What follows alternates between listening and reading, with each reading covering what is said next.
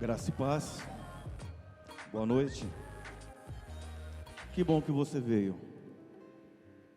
Que bom que você veio aqui compartilhar conosco momentos agradáveis na presença do Senhor.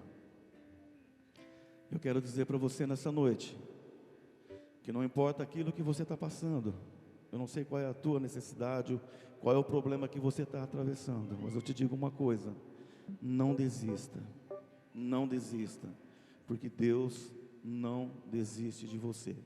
E a hora que a gente estiver cantando o refrão dessa canção, que você possa estar olhando para a pessoa que está do teu lado e cante para ele que Deus não desiste dele. Amém? Amém? Essa música ela está com uma versão diferente, mas não menos importante, porque dele e por ele são todas as coisas.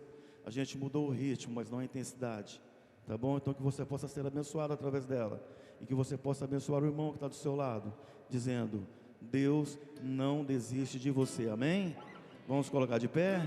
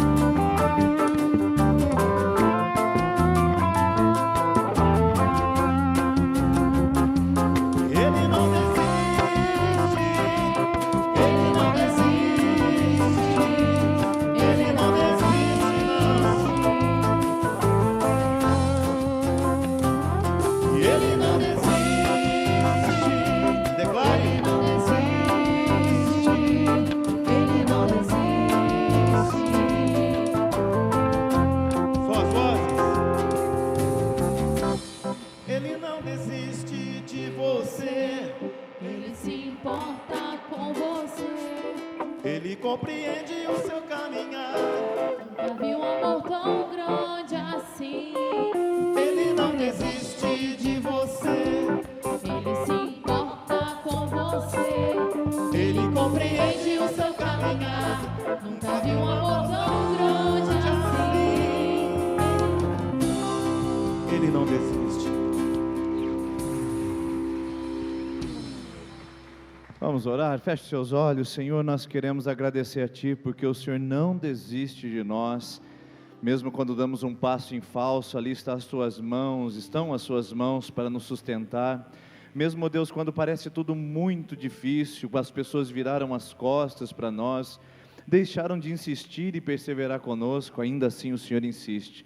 Por isso nós Te agradecemos, nós Te louvamos, nós Te engrandecemos nesse lugar, porque não temos, ó Deus, menção a fazer de nenhum outro Deus que não seja o Senhor, que tem nos sustentado com o Seu amor, com a Sua misericórdia e com a Sua graça. Seja bem-vindo essa noite nesse lugar. Fale ao nosso coração, ministre as nossas vidas, assim nós pedimos em nome do Senhor Jesus. Amém. Amém. Antes de você se assentar, eu gostaria que você cumprimentasse essa pessoa que está perto de você, pelo menos umas 4 a 5 pessoas aí, dissesse: seja bem-vinda, seja bem-vindo, que bom que você está aqui, e que o Senhor possa falar ao seu coração profundamente aqui essa noite. Você que nos assiste pela internet também, seja bem-vindo, seja bem-vinda, que bom que temos a sua companhia, hoje um dia mais chuvoso, talvez você decidiu ficar em casa nos acompanhando, mas Deus te abençoe também grandemente em nome de Jesus.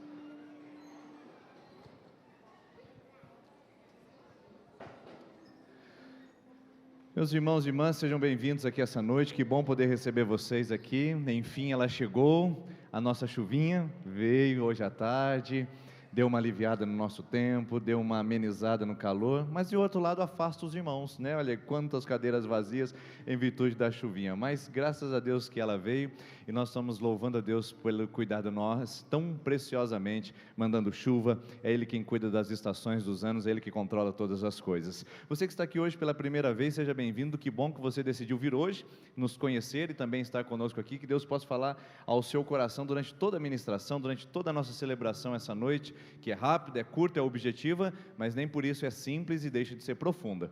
Quero passar alguns avisos rapidamente para você. Você que tem o interesse de aprofundar sua leitura bíblica, nós temos um material lá na nossa livraria que se chama Presente Diário. É um devocional que acontece todos os dias para o ano de 2020. Então você vai comprar um livro, ele terá 365 meditações, e você pode fazer todos os dias meditações curtas, rápidas, objetivas, antes de começar o seu dia lendo um trecho da Bíblia e meditando sobre ele, tá bom? Esse material já está disponível na nossa livraria para o ano de 2020, você já pode adquirir.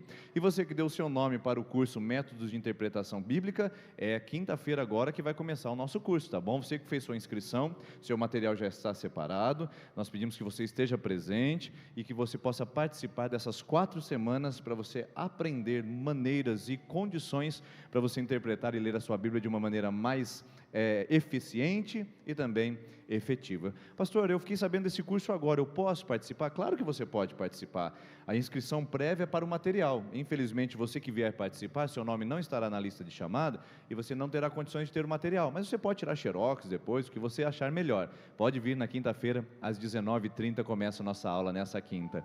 Hoje nós estaremos falando sobre a nossa série de mensagens Vida Mais, e eu tenho incentivado você, para você fazer a carona solidária, não vir sozinho à igreja, não deixar para vir aqui apenas com o seu carro, venha com mais pessoas, para que elas também possam aprender da vida mais aqui no nosso lugar.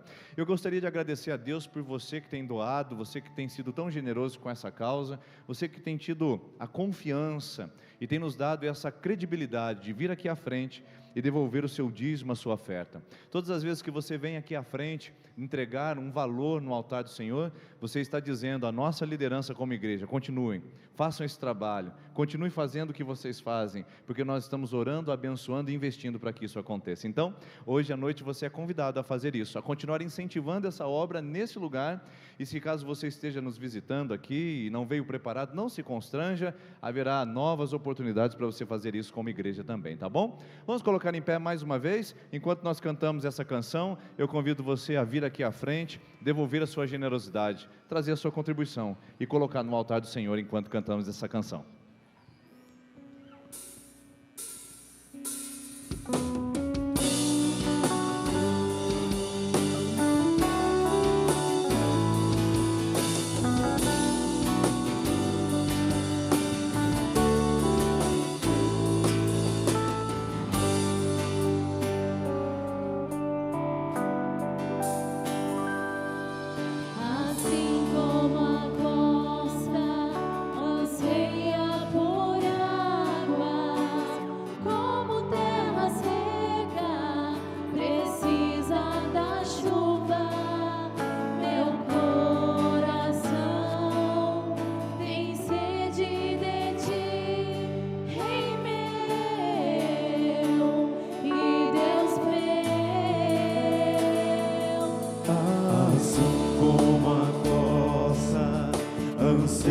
anseia por águas, como terra seca, precisa da chuva.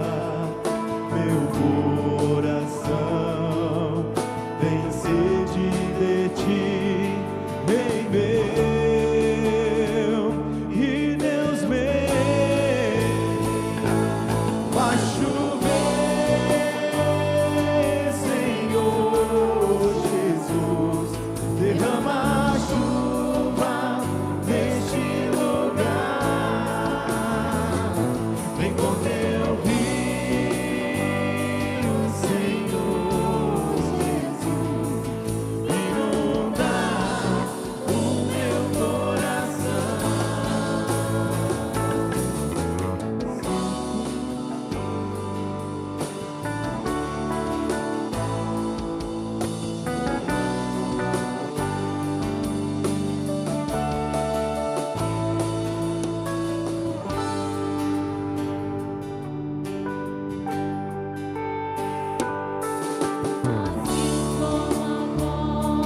costa anseia por águas, como terra seca, precisa da chuva. Meu coração tem sede de ti, Rei meu e Deus meu. Assim como a costa anseia por águas, como terra seca, precisa da chuva. Meu coração tem sede de ti, Rei meu e Deus meu. Faz chover, Senhor Jesus, derrama a chuva neste lugar. Vem com teu rio, Senhor Jesus, inunda o meu coração. Faz chover, Senhor Jesus, derrama a chuva neste lugar. Vem com teu rio, Senhor Jesus, inunda o meu coração. Vai chover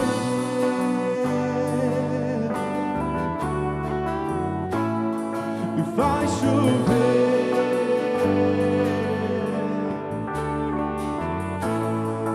vai chover.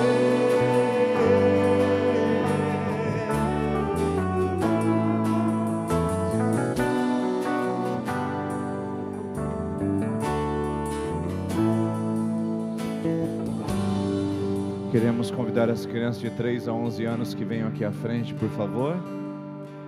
Crianças de 3 a 11 anos podem vir aqui à frente, por gentileza. Os nossos facilitadores e facilitadoras estarão ministrando a vidinha de vocês. E você que está na segunda, terceira e quarta semana de campanha, nós queremos orar por você logo depois que as crianças saírem, tá bom? E a equipe de intercessão já pode vir aqui à frente, se posicionar. E nós queremos orar com as crianças de 3 até 11 anos.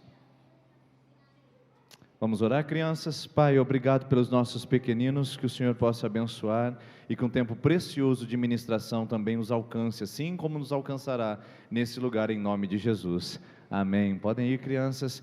Você que está na segunda, terceira e quarta semana de campanha, eu convido você a vir aqui à frente para que nós possamos orar por você.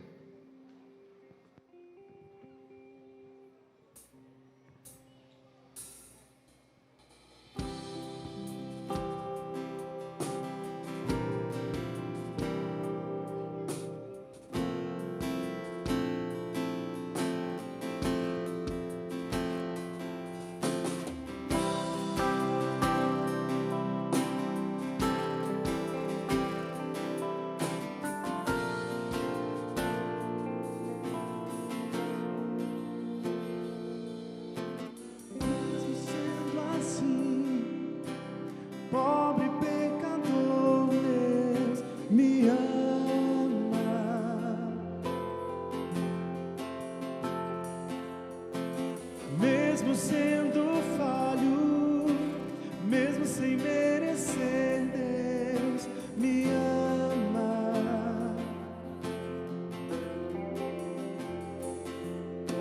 Se estou forte, se eu estou de pé, Deus me ama.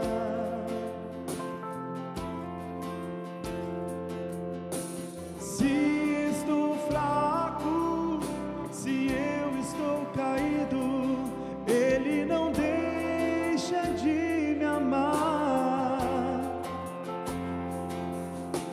Sem o teu amor, sem o teu perdão, o que seria de mim? Deus me amou tanto que entregou seu filho pra morrer em meu lugar. Deus me ama e o seu amor é tão grande, incondicional. Deus me ama e Ele está sempre de braços abertos pra mim. Deus me ama e o seu amor é tão grande, incondicional. Deus me ama e Ele está sempre de braços abertos pra mim.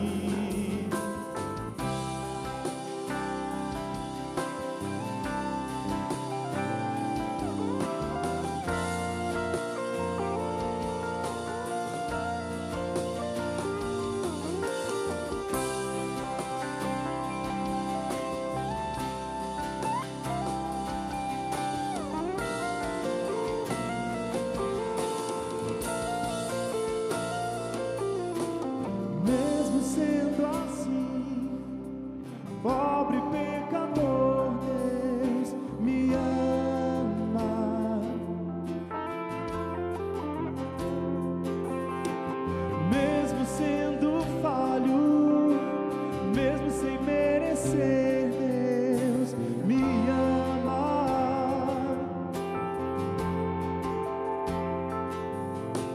Se estou forte, se eu estou de pé, Deus me ama.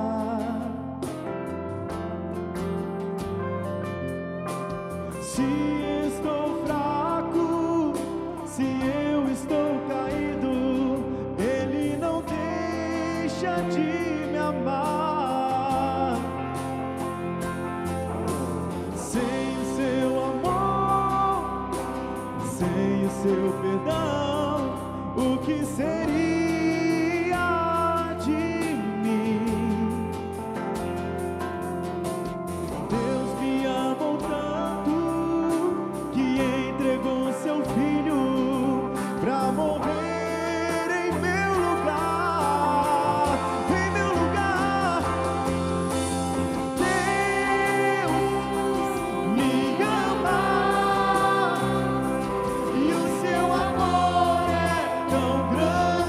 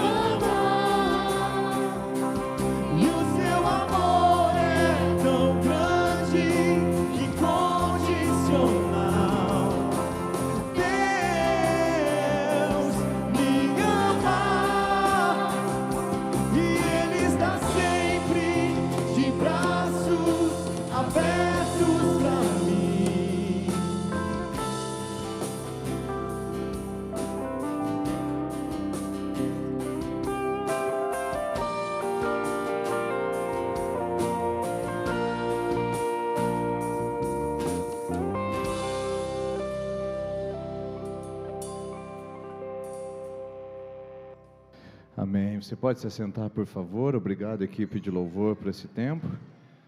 Podemos ouvir que Deus nos ama de uma maneira tão especial, que Deus nos quer de uma maneira tão maravilhosa, e Ele insiste conosco. Queridos, eu gostaria de compartilhar com você hoje uma mensagem que o Senhor colocou no meu coração, dentro dessa série Vida Mais. Hoje o Senhor me trouxe essa dinâmica: mais vida e menos sobrevivência. É o que nós precisamos para poder viver a vida a mais que Deus preparou para nós. Mais vida e menos sobrevivência. Eu tinha um carro que ele dava uns defeitinhos de vez em quando. E os defeitos que ele dava era relacionado ao combustível que a gente usava. Eu morava no Mato Grosso do Sul e na nossa cidade ela não tinha a fama de ter um combustível de boa qualidade.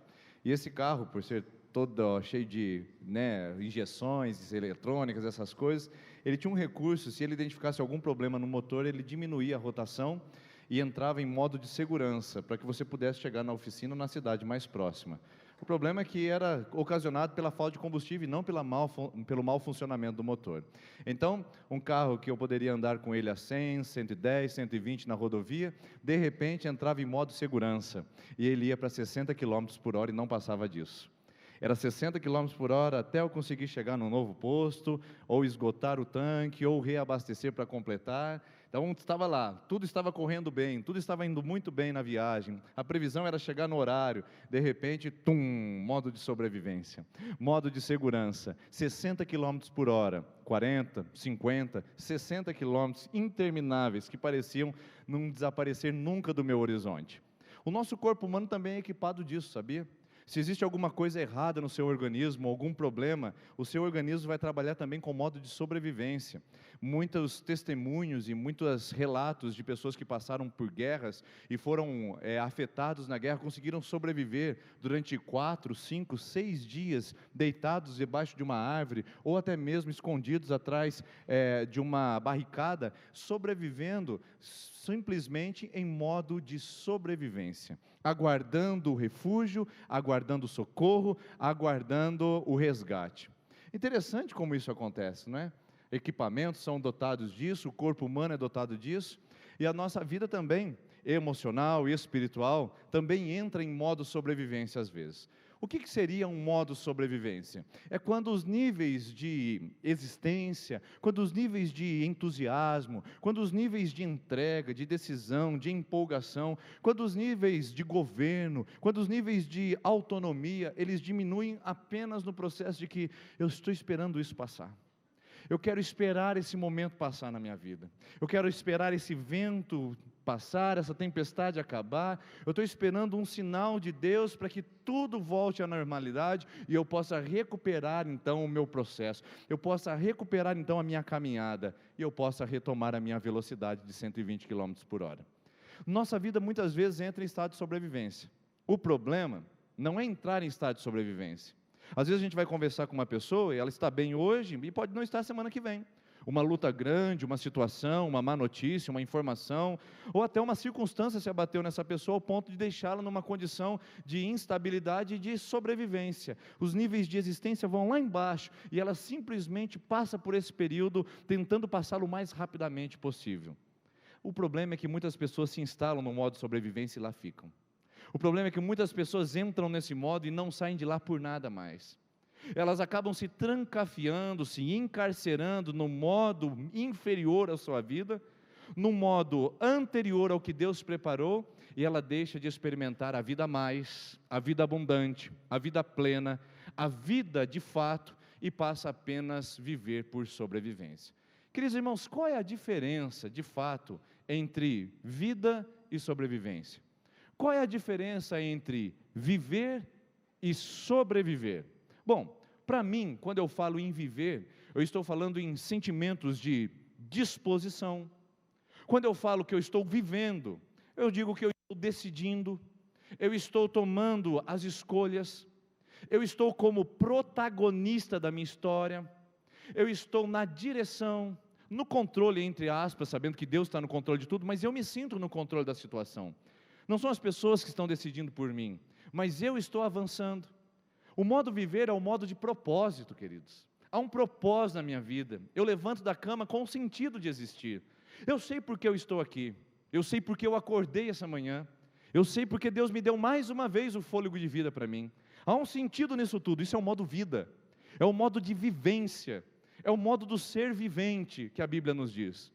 É um modo objetivo, há um sonho, há um projeto, há um objetivo.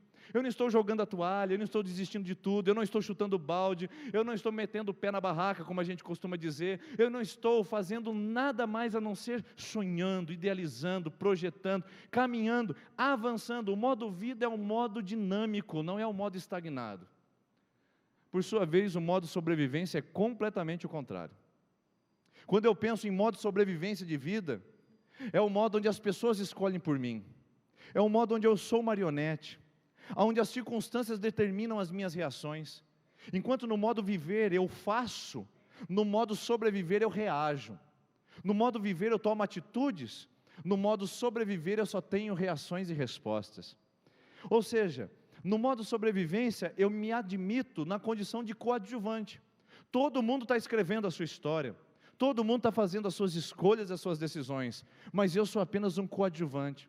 Passo pela vida sem deixar nenhum tipo de sentido, nenhum tipo de legado. Tudo que eu deixo são falhas, são projetos não acabados, é uma vida de inferior significado, uma vida medíocre, uma vida miserável, uma vida desgraçada. O método sobrevivência de vida, queridos, embora nós entremos nele por um curto período de tempo, em virtude de várias situações que nós vivemos, ele não pode ser o lugar onde eu me estabeleça. Ele não pode ser o lugar onde eu firme as minhas estacas, onde eu construa meus alicerces. O modo sobrevivência ele deve ser passageiro, e não o lugar onde estou agarrado. O modo sobrevivência me deixa sem perspectiva, enquanto vida me coloca horizontes. O sobrevivência rouba os meus projetos. O sobrevivência tira o meu ânimo, me faz levantar da cama dizendo, mais um dia, mais uma vez, essa rotina que não se acaba, essa vida extenuante. O modo sobrevivência me faz olhar para a vida e reclamar dela, me faz ver as pessoas vivendo a vida delas e ter inveja do que elas vivem. Eu sempre digo que não existe pessoa melhor do que pessoa feliz não dá trabalho para ninguém, pessoa feliz não fofoca, pessoa feliz não se vinga, pessoa feliz não deseja o mal dos outros, pessoa feliz não perde tempo falando da vida alheia, desejando o mal para os outros. Quem está no modo sobrevivência vê o retrato, vê o filme do outro passando e se martiriza por não estar vivendo aquilo. Quem entra no modo sobrevivência não tem as escolhas bem decididas. As escolhas são frutos de ímpeto, fruto de instintos provisórios, instintos que vieram de repente, impulsos irracionais. O modo sobrevivência me faz levar a vida fazendo loucuras, bobagens, sem pesar as consequências, enquanto que no modo viver, eu peso cada uma das minhas decisões, eu vejo quais serão as pessoas afetadas, e faço as escolhas definitivamente bem ponderadas. Então eu faço uma pergunta para você nessa introdução, falando sobre viver e sobreviver, em qual grupo você se encaixa? Definitivamente, qual desses dois grupos parece ter sentido para você? Você tem vivido uma vida de sobrevivência? Tudo que você faz é acordar pela manhã sem saber o porquê, viver a sua vida sem encontrar o sentido.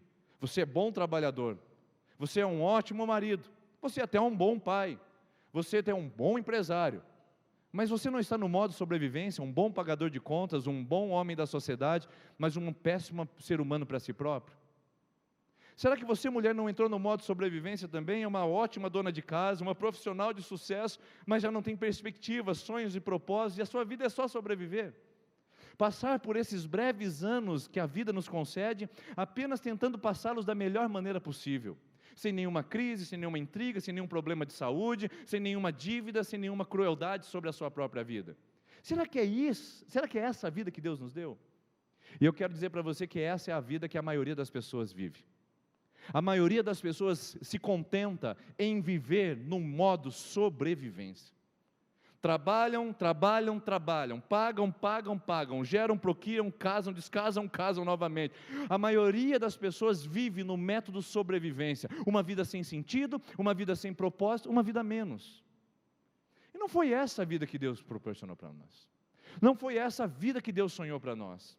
Aliás, eu gostaria de perguntar para você, Qual é o quadro perfeito da sua vida essa noite? Você tem sobrevivido nesses anos que Deus tem te concedido sobre a face da terra? Ou você tem vivido de uma maneira entusiasmada, viva, exuberante e decidida? Você consegue responder? Bom, talvez você ainda não consiga responder nesse momento. Então eu quero apresentar para você mais um quadro. Quem sabe que com esse quadro você comece a se definir e se delinear e criar o seu autorretrato. E o quadro que eu quero mostrar para você, o primeiro é o quadro da vida. Será que você vive? Ou será que você sobrevive? O quadro da vida vai nos ajudar a perceber se nós estamos vivendo. Olha esse texto de Gênesis capítulo 1 e Gênesis capítulo 2. Diz assim: então o Senhor Deus formou o homem do pó da terra e soprou em suas narinas o fôlego de vida. E o homem se tornou, repita comigo, ser vivente. Isso, o homem se tornou ser vivente. Com o fôlego de vida de Deus, o homem passou a ser vivente. Criou Deus o homem à sua imagem, e a imagem de Deus os criou, homem e mulher os criou, Deus os abençoou e lhes disse: sejam férteis, multipliquem-se, encham a terra e subjuguem. O que é? Dominem, governem. Dominem sobre os peixes do mar, sobre as aves do céu, sobre todos os animais que se movem sobre a terra. Queridos, isso aqui se chama mandato cultural. É uma área da teologia que estuda qual é o posicionamento do homem nessa terra. O homem foi colocado nessa terra para cuidar dela e preservá-la. O homem foi posicionado nessa terra para ser o agente de Deus nessa terra. Por isso que Deus o criou com todos os atributos divinos, menos os atributos absolutos, que são soberania, onisciência, onipotência e onipresença. Os demais Deus nos deu. Criatividade, você acha que é divina ou diabólica? É divina, nós somos criativos. Capacidade de gerenciar, você acha que é divina? Animais conseguem gerenciar? Não, nós conseguimos. De administrar as coisas. Deus nos deu competência para administrar, para gerir, para organizar, para criar, para se estabelecer, para dominar, para se posicionar sobre a terra. Isso é vida abundante. É quando as circunstâncias não me dominam, é quando as coisas não determinam os meus passos, é quando eu não passo a dar respostas, mas começo a ter atitudes. É a vida que Deus preparou, a vida de fertilidade, de frutificação, de alegria, de propósito, de entendimento do meu ser, de entendimento da minha identidade. Vida que é vida de verdade me diz quem eu sou. Vida que é vida de verdade me diz para que estou aqui. E vida menos não consegue responder essas perguntas. Então esse é o primeiro quadro pintado na eternidade sobre as nossas vidas. Você consegue ver o colorido da criação? A complexidade do ser humano? Irmãos, olha esse homem, essa mulher que Deus criou, veja os níveis de complexidade biológicos, a fita de DNA, as complexidades neurais, tudo que está no nosso organismo. Isso não é obra do acaso, irmãos, isso não é obra do evolucionismo. Nós não cremos no evolucionismo.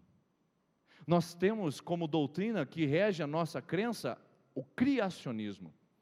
O ser humano já foi criado pleno e completo por Deus.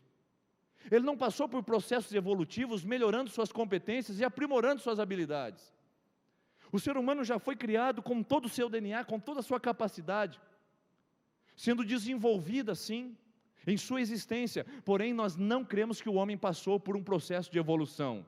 De um gireninho que tinha um rabinho nadando nas águas do mundo passado, para um ser humano capaz de fazer programas tão complexos de computador de última geração como nos dias atuais. Não é possível que o mesmo girininho que andava nas águas tumultuosas do passado seja o mesmo homem complexo dos dias atuais, irmãos.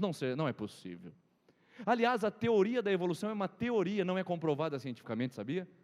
Muitos professores querem tirar sarro dos nossos jovens porque eles creem na doutrina da criação, na teoria da criação, sendo que o evolucionismo é uma teoria. A nossa ciência já foi para a Lua, já monitorou coisas do nosso universo, mas não conseguiu provar que o homem veio do macaco, sabia disso?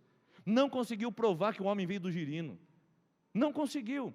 Nós somos entendidos de que isso, ou esse, é o quadro divino da criação. Nós fomos criados complexos, nós fomos criados plenos, nós fomos criados abundantes em atributos, em condições para governar e estabelecer-se na terra. O que aconteceu com esse ser humano, meu Deus do céu? Onde ele está que não está aqui na igreja hoje? Onde que ele não está que eu não me casei com ele, pastor? Eu queria ter casado com esse homem. Ô pastor, eu queria trabalhar para esse homem também. Ou um patrão desse ia ser maravilhoso, pleno, completo, satisfeito, governante de fato, não traiçoeiro, não mesquinho, não falso. Ô pastor, eu queria casar com essa mulher aí, fértil, multiplicadora, que domina, que ajuda, aquela que é um ser vivente de fato. Ô pastor, eu queria isso daqui. O que aconteceu com esse homem, queridos? É aí que vem a palavra involução. É mais fácil a gente acreditar na involução do que na evolução. Evolução é o fato de que o homem foi criado primitivo, e a partir da sua condição primitiva ele foi evoluindo, melhorando suas relações sociais, melhorando suas capacidades, suas competências, até chegar a ser um homem pleno dos dias atuais. Mas irmãos, vamos olhar para a nossa vida. Vamos olhar para os estragos que nós somos capazes de causar. Nós evoluímos ou involuímos? Evoluir é crescer e avançar, involuir é decrescer e diminuir. Veja o que nós fomos capazes de fazer. 10 milhões de pessoas mortas numa guerra racial pelo nazismo. Isso é evolução ou é involução? 2 grandes guerras mundiais jogando ao mundo milhões de viúvas que precisaram ir para o mercado de trabalho para sobreviver. Isso é evolução ou é involução? Os hormônios injetados nos nossos alimentos, os conservantes colocados para o lucro, gerando em nós doenças que são incuráveis, levando a óbito, deixando mães solteiras, homens viúvos, filhos sem pais. Isso é evolução ou é involução, irmãos? Onde está esse homem que foi criado pleno, completo, consciente e inteligente? É uma boa pergunta, porque esse é o quadro de vida, de quem tem vida, de quem tem propósito, de quem tem princípios, valores, que age segundo a ordem natural de Deus, dominar a terra, de gerenciar a terra e de se posicionar como ser vivente e não como um ser sobrevivente. Eu pergunto, você está nesse quadro? Você consegue enxergar a sua vida assim? Uma vida plena, completa, feliz, pode ter falta de dinheiro, queridos, mas ainda plena, completa e feliz. Ainda solteira, mas plena, completa e feliz. Porque uma pessoa que é solteira e não é plena, completa e feliz, só piora as coisas quando se junta com outro. Só piora. Eu vou me casar porque aí eu vou ser plena, ele vai me completar. Mentira! Enquanto você não for plena, completa e feliz, enquanto você viver uma vida de sobrevivência, de braço em braço, de cama em cama, de homem em homem, nunca você será plena. Uma pessoa que não é plena em si, em sua identidade, sozinha, só piora as coisas quando junta com outra pessoa. Vai por mim, irmã. Vai por mim, meu irmãozão. Você é pleno, você é completo, você é feliz. Onde está o nosso quadro de vida? Será que nós vivemos ou será que nós sobrevivemos? Agora eu quero mostrar para você o quadro da sobrevivência. Porque no quadro da vida, o homem foi criado pleno por Deus e 2 versículos depois, ou melhor, 2 capítulos depois, o Caim já estava matando Abel. Que triste, né? A sobrevivência já começou a entrar. O homem já começou a declinar. A involução começou a acontecer. O homem que vivia centenas de anos, agora passa a viver algumas dezenas de anos, porque a sua saúde não comporta mais. Por causa dos estragos que ele causa a si, e por causa dos estragos que ele causa ao outro. A involução começa a aparecer, ao ponto de nós chegarmos em Marcos capítulo número 5, e encontrarmos o quadro da miséria, da desgraça e da sobrevivência. Diz o texto que Jesus foi para a região de Decápolis. O texto diz assim: eles atravessaram o mar e foram para a região dos Gerazenos. Quando Jesus desembarcou, queridos irmãos, quando Jesus desembarcou, um homem com um espírito imundo veio dos sepulcros ao seu encontro. Esse homem vivia nos sepulcros. Quadro 1, homem ser vivente. Quadro 2, homem ser sobrevivente. E ninguém conseguia prendê-lo, nem mesmo concorrentes, pois muitas vezes lhes haviam sido acorrentados pés, mãos, mas ele arrebentara as correntes e quebrar os ferros dos seus pés. Ninguém era suficientemente forte para dominá-lo. Noite e dia ele andava gritando e cortando-se com pedras entre os sepulcros e colinas. Você consegue ver o quadro da sobrevivência? Quando ele viu Jesus de longe, correu, se prostrou diante de Jesus e gritou em alta voz: que queres comigo, Jesus, filho do Deus Altíssimo? Rogo-te por Deus que não me atormentes. Pois Jesus lhe tinha dito: saia desse homem, espírito imundo. Então Jesus lhe perguntou: qual o seu nome? Ele diz: meu nome? Meu nome é Legião. Respondeu ele: porque nós somos muitos. Aqui está o quadro da sobrevivência. E o quadro da sobrevivência é uma contradição, porque mostra um homem tentando viver no meio do lugar de morte, mostra um homem tentando sobreviver em meio a um quadro de cadáver, de estado de moribundo. Quando eu era pequeno, a minha prima falava um estado de macambúzio sorombático. Eu não sei até hoje o que isso significa, mas seria mais ou menos isso. Alguém que já perdeu a capacidade de viver, passa agora capturando as migalhas para tentar sobreviver.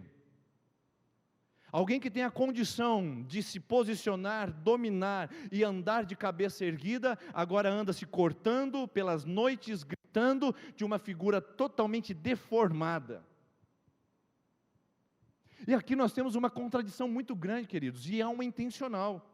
O evangelista Marcos faz questão de posicionar essa palavra dizendo: esse homem, ele vivia entre os sepulcros. Vou voltar ao texto. O que é viver entre os sepulcros? É um paradoxo, irmãos. É mais ou menos dizer assim: fulano vive morto. Não dá para entender essa frase. Fulano vive morto. É exatamente isso que o evangelista quer dizer. Esse homem tem cara de quem vive, tem jeito de quem vive, anda como quem vive, grita como quem vive, respira como quem vive, mas na verdade ele está morto, porque o seu ambiente não lhe ajuda.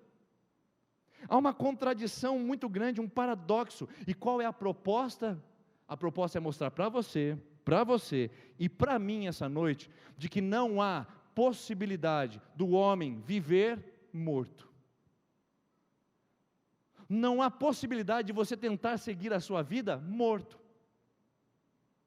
Um cônjuge morto espiritualmente nada mais é do que um defunto dentro de casa.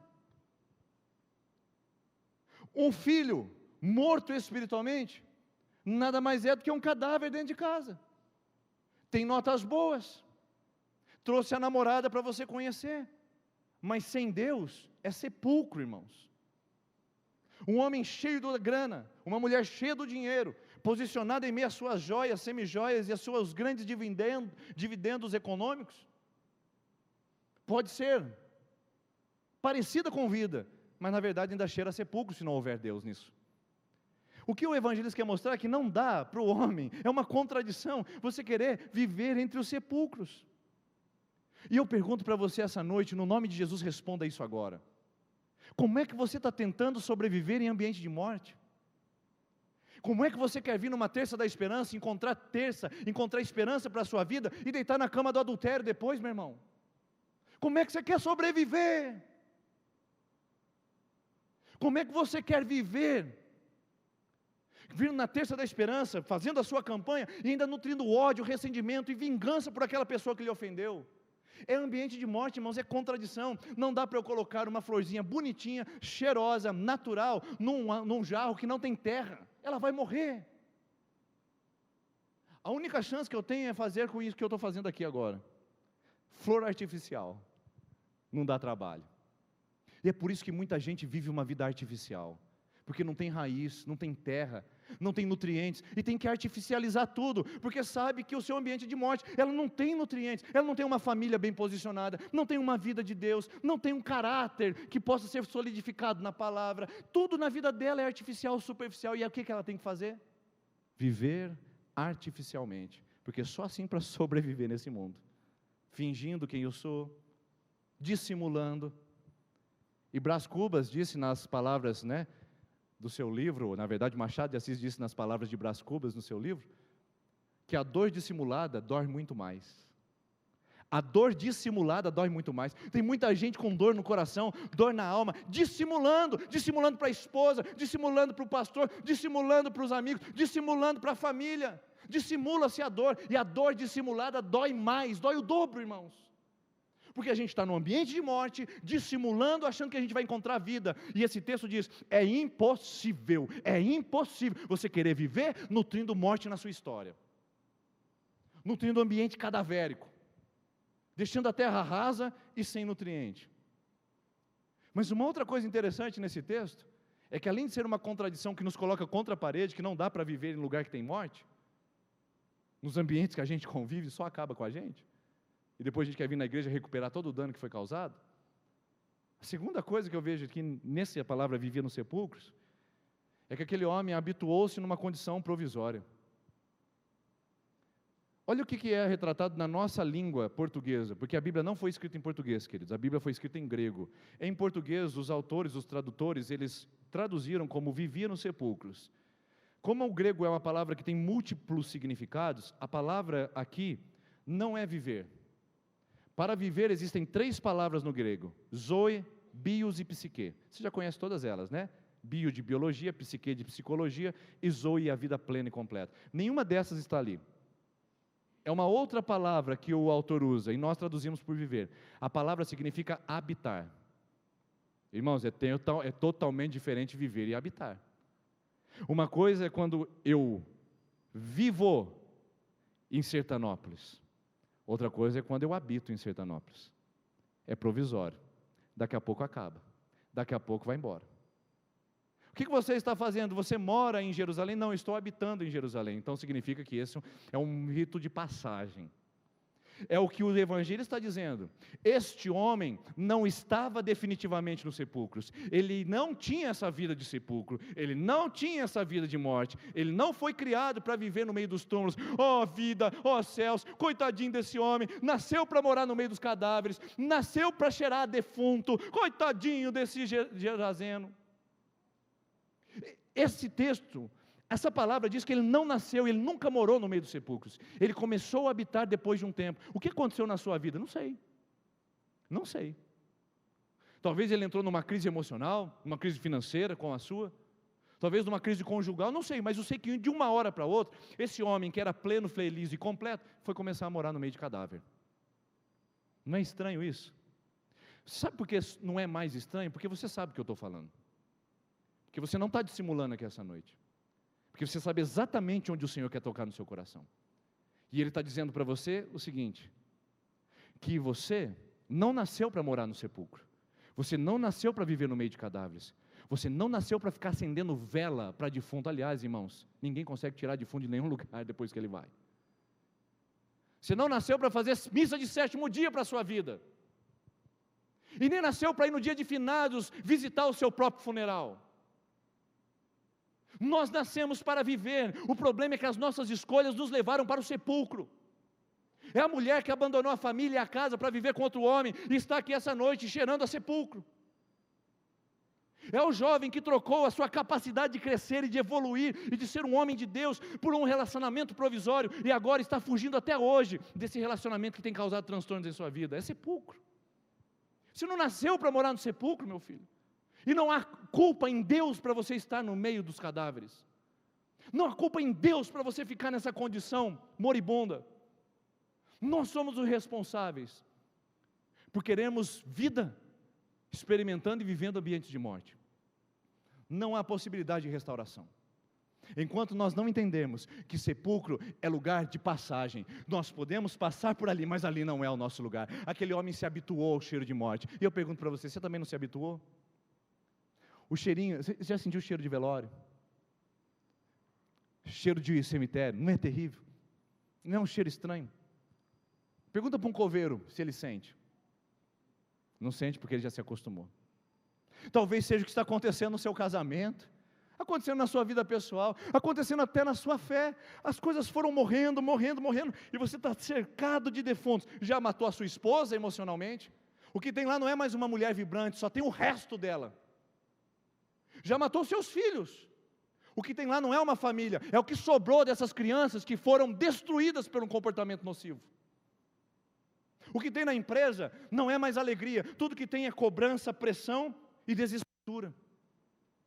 O que tem na vida não é mais paz, tudo que tem é uma angústia que não vai embora e que parece não desaparecer. E sabe o que acontece quando você fala com pessoas assim? Se acostumaram com o cheiro de sepulcro. E quando você conversa com ela e diz, Deus tem algo melhor para você, ele diz, para mim não, pastor. Porque eu nasci para perder, eu nasci para ter essa vida, eu nasci para ter essa história. Sendo que esse texto diz, viver é bem diferente de habitar. Você pode estar habitando um sepulcro, mas o sepulcro não é o seu lugar final. Até porque nós cremos na ressurreição de Cristo, e como Ele ressuscitou, Ele nos ressuscitará. Lá na eternidade estaremos com Ele, mas aqui Ele pode ressuscitar a sua vida também, agora. Você que está morrendo, você que está moribundo, você que sente que o ar está indo embora e não consegue mais respirar vida, Deus está aqui para trazer para você ressuscitação. Não é o seu lugar, pode parecer, mas não é o seu lugar. E o sofrimento alimenta-se de sofrimento nesse texto. Eu acho interessante, porque onde que o homem morto vive, ou vivo morto, onde que ele fica? No cemitério, porque é lá que ele consegue nutrir a sua dor. Minha filha, enquanto você ficar com as mensagens que você pegou do seu marido com outra mulher no seu celular, vendo toda noite, nunca haverá restauração do seu casamento, porque você decidiu ficar no cemitério, se alimentando de cadáver. Você que ainda nutre ódio por aquele abusador que tocou o seu corpo indevidamente quando você ainda era criança, não há chance de restauração, de cura, enquanto você decidir ficar ainda no seu cemitério.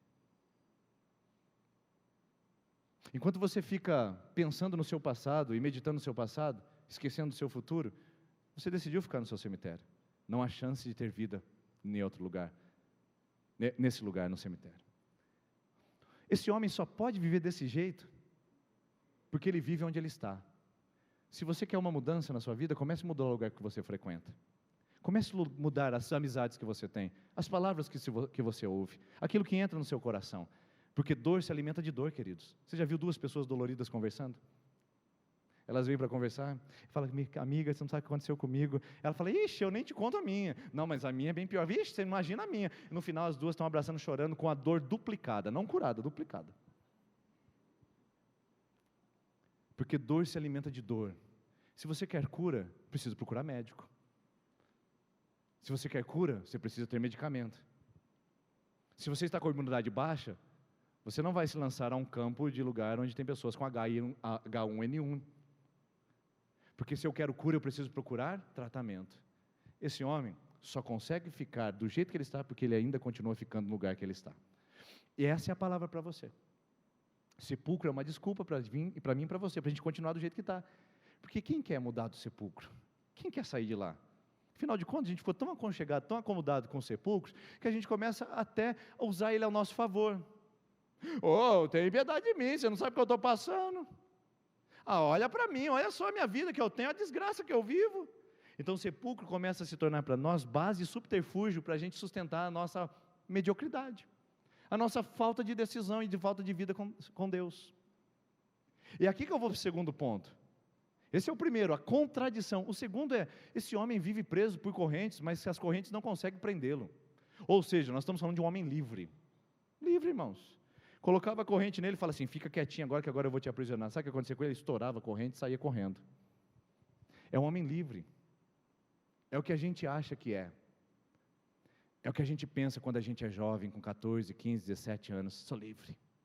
Posso fazer o que me der na telha. E faz as piores escolhas nesse período, e depois vive acorrentado o resto da vida achando que ainda está livre. É o que a gente faz com a nossa vida pessoal, tomando as piores decisões e escolhendo os piores caminhos, achando que a gente é livre para ir e vir. Aponta o dedo na cara da mulher e diz, eu que mando na minha vida. Aponta o dedo na cara do patrão e fala, eu não preciso de você. E depois vai amargar a água da derrota e vai amargar o cemitério acorrentado, porque acha que é livre para ir e vir, quando na verdade não pesa as consequências. Irmãos, liberdade exterior não é a mesma coisa de liberdade interior. Esse homem era liberto das correntes por fora, mas por dentro ele ainda continuava acorrentado. Eu pergunto para você, o que está acorrentando você ainda dentro aí? Pastor, porque eu sou explosivo assim mesmo, eu fui criado assim com meu pai, e não adianta, chegou mulher perto de mim, tretou, relou, já estou levantando a voz mesmo, se precisar eu dou um safanão.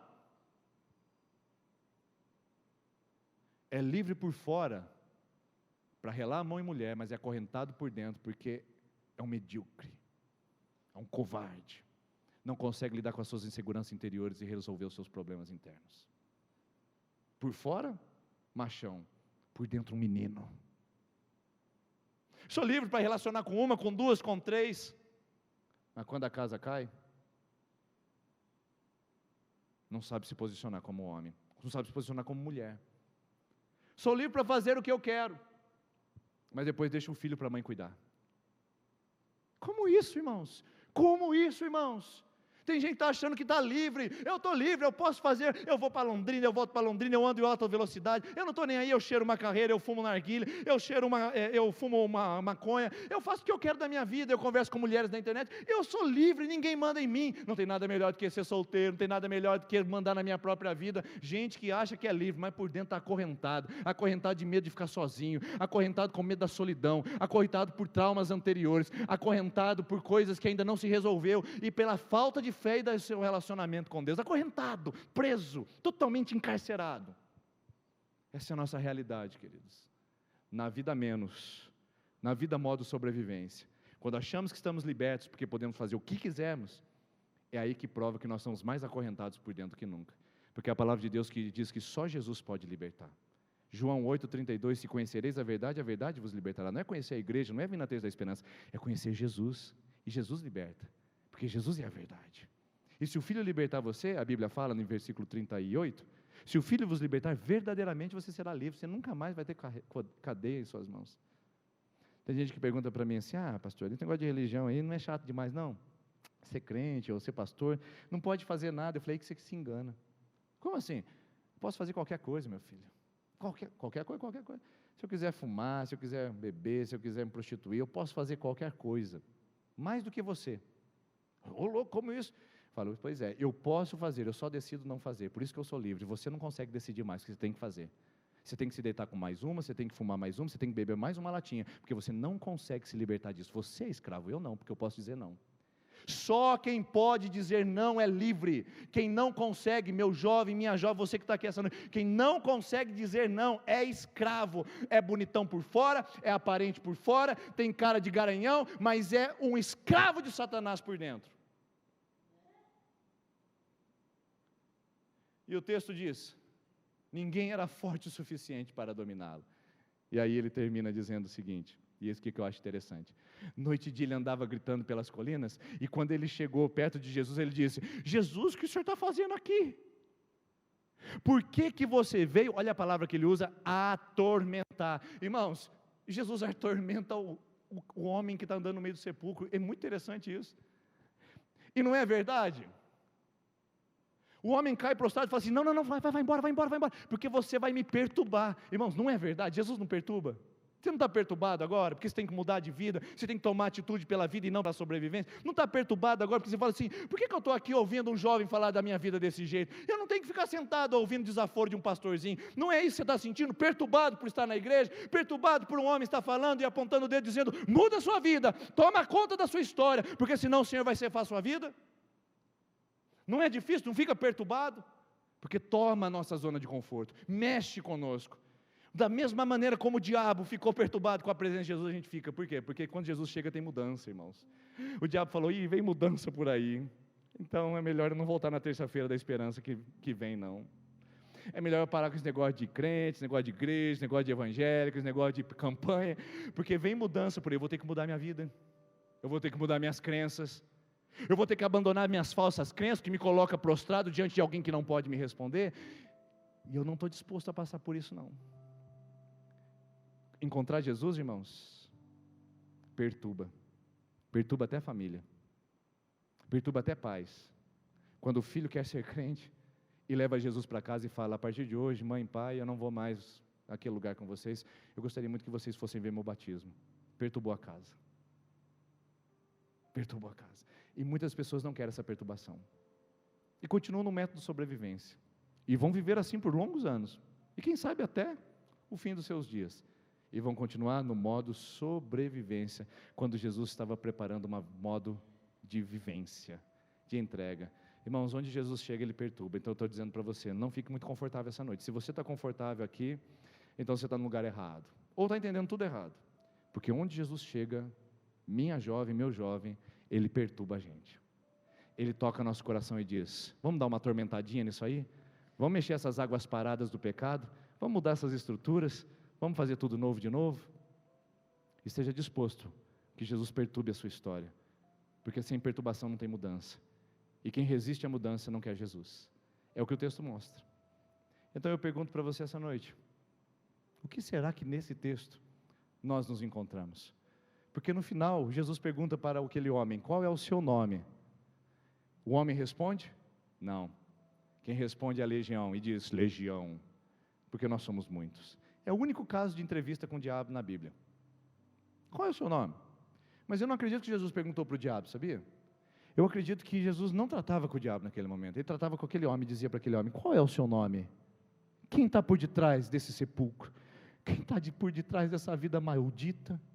Quem está por detrás dessa vida destruída, dessa vida acabada? Quem está por detrás dessa vida que está perdendo sentido? Quem está por detrás? Quem é o homem atrás dessa máscara? Quem é o homem atrás dessa desgraça? Quem é a mulher atrás dessa vida frouxa, medíocre? Quem é esse jovem? Deus está perguntando: quem é você atrás disso? Eu acho que Jesus estava perguntando para aquele homem. Ele não queria ouvir a voz do diabo. E aí o diabo diz: legião. Legião, porque nós somos muitos, não somos um só. Nós temos destruído a identidade desse homem. Tudo que você vê é o que restou dele, porque nós destruímos a sua identidade, nós deformamos o seu caráter, nós deformamos a sua história. Não tem nada pior no método de sobrevivência quando a gente perde a identidade, quando a gente não é mais a gente mesmo, quando a gente é destruído por causa de um turbilhão de ações malignas que foram roubando de nós a nossa vida abundante, a vida verdadeira. Você perdeu sua identidade? Será que nós perdemos a nossa identidade? Olha só quem nos tornamos. Nós não somos essa pessoa. Nós somos muito melhores que isso. O problema é que a gente acostumou a viver escravizado e deixar que o inimigo sustentasse a nossa vida e que deturpasse a nossa identidade. Então, de ser vivente, o homem passou a ser sobrevivente. De ser vivente, ele passou a ser sobrevivente. Eu pergunto para você, o que aconteceu nesse meio tempo? Por que será que o homem chegou a esse estado tão calamitoso, tão catastrófico? A resposta é o pecado. Sabe o que atua em nós, queridos? É o pecado. E só há um remédio para o pecado. Não é subir escadarias de joelho, não é fazer oferendas com pai de santos e despachos para desfazer despachos de macumba. Não é fazer boas ações e tomar passe no centro espírita. Não é vir na terça da esperança e fazer campanhas pela restauração da vida. Só tem um remédio para o pecado. O remédio para o pecado é Jesus. Enquanto Jesus não entrar na sua vida, sua dignidade continuará sendo roubada. Enquanto Jesus não entrar na sua vida, sua dignidade será deformada. Você não precisa de mais uma religião, você não precisa de mais um pastor, você não precisa de mais uma igreja, você precisa de Jesus. Jesus restaura a nossa dignidade. Jesus interfere nesse meio tempo de queda, tirando o homem do estado de sobrevivência e levando ele de volta para o estado de vivência, de ser vivente, ou não. Olha o que Jesus disse em João 10:10, o ladrão vem para roubar, matar e destruir. Não é isso que ele fez com o homem do sepulcro? Mas Jesus diz, o diabo veio para deformar? Não se preocupe, porque eu vim para que vocês tenham zoe, para que vocês tenham vida e a tenham plenamente. Eu quero restaurar vocês no jardim, eu não quero vocês para o sepulcro. O Senhor está falando para pessoas aqui essa noite, que estão acostumadas a viver em sepulcro, e o Senhor está dizendo, o seu lugar não é em sepulcro, o seu lugar é em jardim. Então toma a sua decisão que você tem que tomar, e volte para o jardim onde o Senhor preparou para você viver. Você não precisa mais se cortar em meio a sepulcros, você não precisa viver uma vida inferior em meio a sepulcros. O seu lugar é jardim. Levante-se e tome sua posição ao lado de Cristo, porque Ele veio para tratar esse problema. Não é a psicologia, não é a terapia, não é a medicina. Quem veio para tratar o problema do pecado, embora todas essas coisas ajudem em outras áreas, quem veio para tratar o problema do pecado, que destrói a gente, que nos faz viver modo sobrevivência, é Jesus. Só Ele é a restauração, só Ele é a transformação da nossa vida. Então, hoje é o dia para você decidir, porque quando Jesus encontrou aquele homem, Ele disse para o espírito imundo, vai embora. O espírito imundo foi embora. Então, quando todos se aproximaram de Jesus, viram ali o homem que fora possesso, a identidade anterior dele, assentado, vestido em perfeito juízo, e ficaram tremendo de medo ou espantados com aquilo. Perfeito juízo. Essa noite Deus quer trazer para você o juízo de volta que você perdeu. Perfeito juízo. Em lugar das vestes sujas, em lugar da vida fedida, em lugar dos sepulcros soturnos, Deus quer trazer para você cheiro de vida, com vestes novas, perfeito juízo e controle autocontrole e controle do alto sobre a sua vida, para que você experimente o que é vida de verdade. Eu quero te desafiar essa noite. Você foi corajosa e corajoso para ir longe demais na sua vida e fazer as piores escolhas. Eu quero desafiar você essa noite no nome de Jesus, e não é desafio do pastor Denis, é o Espírito Santo hoje, constrangendo e desafiando o seu coração, dizendo: eu quero saber se você hoje tem coragem o suficiente para permitir Jesus entrar na sua vida e atormentar o seu coração, falando: vamos mudar, vamos transformar, vamos para o jardim. Eu quero convidar você a ficar em pé, por favor. A equipe de louvor vem aqui à frente. Você pode apagar as luzes para mim? Eu quero que você feche os seus olhos.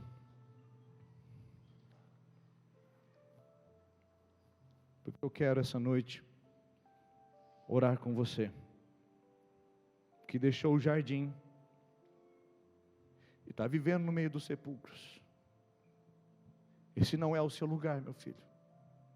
Tem muito mais vida para você.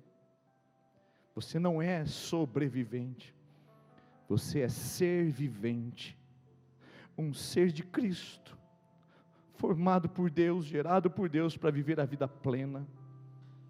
Em momentos de sobrevivência, de tristeza e angústia, certamente, mas o sepulcro não é o seu lugar. Eu quero convidar você essa noite, que quer ter um encontro com Jesus na sua vida. Você diz: eu quero esse Jesus, eu quero ter um encontro com Jesus na minha vida, eu quero que Ele venha na minha vida, eu quero que Ele tome a minha vida, eu quero saber quem é esse Jesus que dá vida plena. Você que hoje quer experimentar essa vida plena que só Jesus pode dar, com seus olhos fechados, no lugar que você está, sem ninguém precisar ver a sua atitude. Eu sei que a primeira vez não é uma atitude fácil de se tomar, tem muita pressão em torno disso, mas com os olhos fechados, eu quero que você que quer ter um encontro com Jesus essa noite, quer que Ele entre na sua vida e remova tudo que destruiu sua história e traga você a perfeito juízo novamente. Você que quer o jardim, não o sepulcro. Você que quer Jesus hoje pela primeira vez na sua vida, dizer: eu senti isso hoje, eu quero isso. Eu quero que você levante a sua mão agora no seu lugar. Você que quer esse Jesus, levanta a sua mão, isso, no seu lugar. Só você que quer hoje decidir por isso. Você que estava afastado do caminho do Senhor e quer retornar à presença de Deus. É uma decisão séria, não é para quem já fez. Se você já fez, foi batizado, você não precisa levantar sua mão. Você já fez isso por Jesus. Isso é para quem hoje veio aqui e tem uma vida distante de Deus e sabe: eu preciso retomar minha vida, eu preciso. Então fica com a sua mão levantada que eu quero orar com você. Meu Jesus, eu abençoo essas pessoas que estão decididas por Cristo. Tira o sepulcro e traz para o jardim, porque foi assim que o Senhor criou o homem, a imagem e semelhança. E Cristo é a restauração da imagem. Cristo tira a deformidade de nós, e Cristo instala em nossos corações a semelhança da sua presença, da sua pessoa. Então, Pai, toca esse homem, toca essa mulher, toca esse jovem, toca essa igreja essa noite. Chega de vida miserável, chega de vida acorrentada, chega de vida medíocre, chega de vida dominada, encarcerada, chega de vida sepulcral, chega de vida sobrevivente. Nós queremos mais vida, mais vida, mais vida, mais do que o Senhor tem, mais da sua obra, mais do seu trabalho, mais, ó Deus, do Senhor. Então perturba esse coração, perturba essa história, muda as coisas de lugar, tira o que não é seu e transforma, Deus, esse homem, essa mulher em desajuizado para perfeito juízo, em sobrevivente para ser vivente, e manifesta a vida plena que o Senhor tem para o teu povo e para a tua igreja, em nome de Jesus. Amém, aleluia, amém. Você que levantou as mãos, eu estou aqui para te ouvir depois. Eu estaria aqui essa semana para te ouvir, eu estaria aqui. Você pode falar na secretaria, deixar o seu nome, eu quero conversar um horário, eu quero falar com você particularmente, o que significa isso que você fez essa noite. É muito importante, sua vida será maravilhosa a partir de hoje. Tem jardim e acabou o sepulcro, em nome de Jesus. Eu quero convidar a equipe de intercessão que vem aqui à frente, e nós vamos orar para você que está na quinta, sexta e sétima semana de campanha, e você hoje, que quer começar uma campanha, vem aqui à frente. Quer começar uma campanha? Vem aqui pegar o seu cartão e nós vamos orar junto com você, com os demais irmãos que estão aqui. Vamos orar? Quinta, sexta e sétima semana de campanha? Vem aqui à frente. Eu quero orar com você e a nossa equipe também.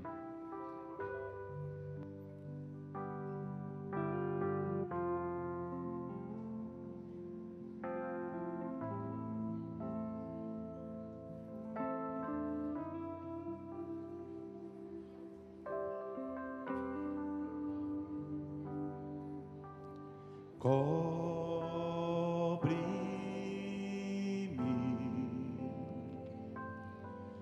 com tuas mãos,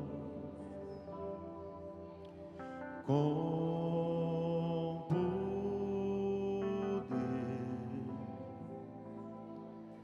vem me esconder, Senhor.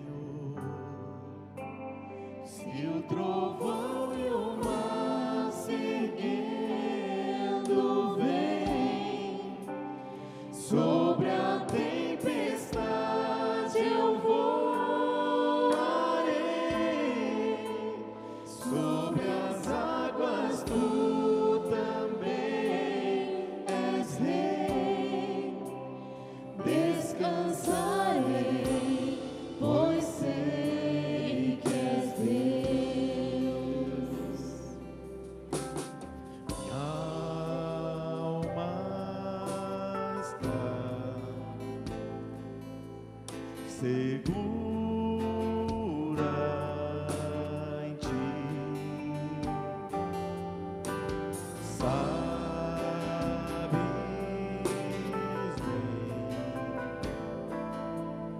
bem que em Cristo firme está. Você pode levantar suas mãos. Se o trovão e o mar Senhor, nós confiamos. sobre a tempestade eu voarei, sobre as águas tu também és rei. Descansarei, pois sei que és Deus. Se o trovão e o mar seguindo Não existe lugar melhor para estarmos sobre a tempestade em momentos de luta e de adversidade. Nós vamos avançar. sobre as águas tu também és rei. Descansarei, pois sei que és Deus. Deus abençoe você e tenha uma ótima semana em nome de Jesus.